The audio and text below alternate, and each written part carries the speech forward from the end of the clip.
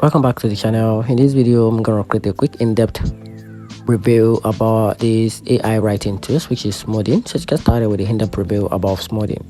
So Smodin in 2025 stands out as an all-in-one academic writing assistant.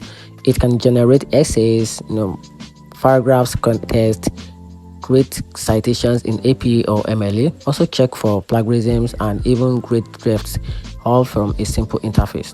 With a multilingual support and a features tailored for students and researchers, it saves time by combining multiple tools in one place.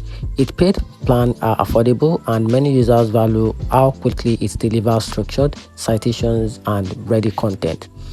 On the downside, Smodin free plan is very limited and some output can feel generic or shallow, requiring editing for depth tones, and there are also been reports of billing issues and occasional false plagiarisms or AI detection flag.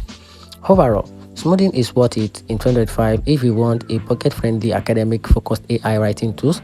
Just make sure to polish the draft and double-check charges before you stay committed.